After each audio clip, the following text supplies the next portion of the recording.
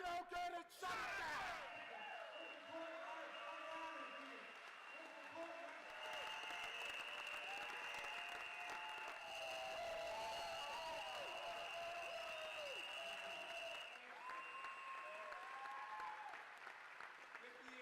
For their demise.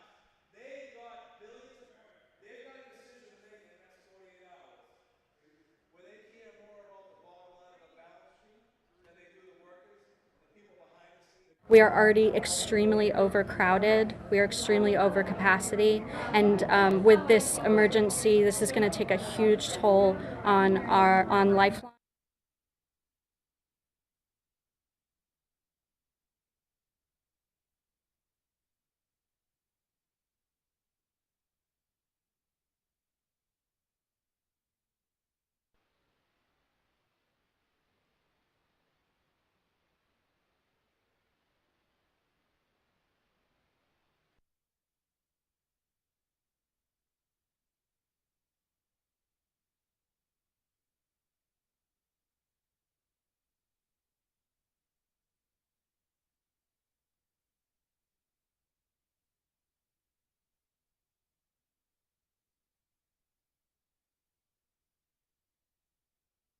We are live.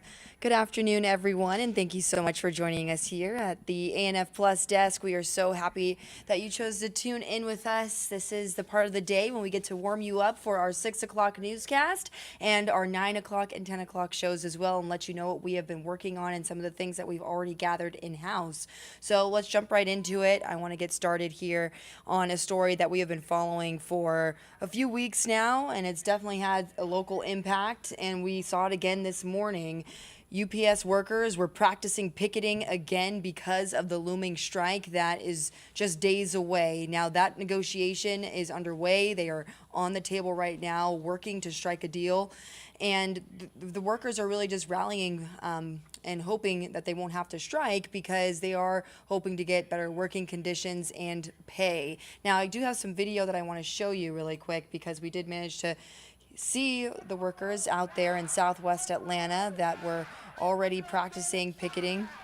And this strike that could possibly happen would take place if the negotiation is not reached on July 31st. And again, if this happens, then those workers are going to join a list of industries that are on strike right now, including writers and actors that are also rallying for better pay and working conditions. So this is a look at some new video that we just got in showing our local UPS workers from the Teamsters out there really gearing up with their signs. You can see this is a room absolutely packed. So you saw it right there. This is something that workers are very much prepared to do. So that's the very latest on that situation. We will be following it closely, and we'll let you hear from people we spoke to at the event later on in our newscast tonight. So stick around for that. Now I want to move on because we know we love our animals. We love our dogs and we love our cats. And most of you probably saw that rain going in so many different directions last night. And the Midtown Lifeline Animal Project, their shelter in Midtown was flooded with 3 inches of water. Let me show you this video. You can see them cleaning up, doing what they can to keep the floors dry. We're told there was 3 inches of water inside from the excessive rain. You can see all those clothes on the ground, newspapers, and a lot of the dogs were displaced and had nowhere to go. Look at those cute faces. Oh, but the good news is they did have a number of people show up to help out, and they were able to almost clear the shelter. We're told my co-anchor Carly Barnett just spoke with some people over there, and at the last check from their Instagram post, they did say that they wanted to make sure that they let the community know that they appreciate everyone who stepped up to come in and adopt or foster an animal just so they can get this situation under control. But they are still in need of help. The help is still something they're looking for because they still need about 30 dogs that need to find a home. So if you can step up and help out, I know that they would definitely appreciate that. That's again the Lifeline Animal Shelter in Midtown that is asking for your help tonight. So that is one of our other top stories that we're following through the overnight and just keeping a close tab on. And I did want you to just hear from the manager who we did speak to, so I'm gonna let you hear from her really quickly. We are already extremely overcrowded. We are extremely over capacity. And with this emergency, this is going to take a huge toll on Lifeline. It's going to take a huge toll on the staff. And it's really going to take a huge toll on the dogs. So you heard that straight from the Lifeline manager, Naomi, talking about just the strain that this puts on them. But again, we are doing what we can to hear back from them today. We've already put a call in, so we'll let you know how the dogs are doing. All right. Now I want to move on to another story that we've been working tremendously on to try to get some updated information.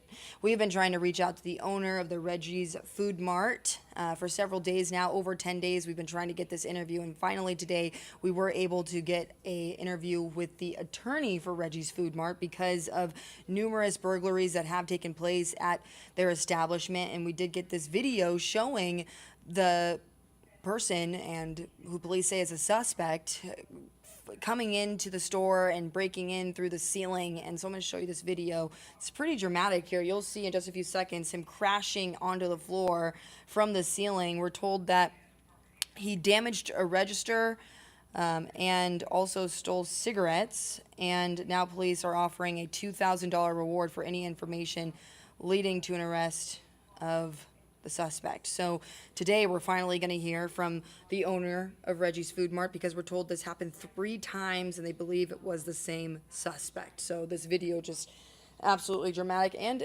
just a reminder for all of the store owners and business owners that make sure that you have the best security possible. And these cameras are also their best chance right now because, as you can see, the suspect climbs right back into the drywall and the ceiling and makes their way out. So again, that's the best we have right now, and we'll make sure that we let you hear from them later on in the evening. But that's pretty much the top stories. It's been slow for now. We do have some other stories that we're gathering, and we were able to confirm a few other details, but until we get video of those situations, we're going to hold off.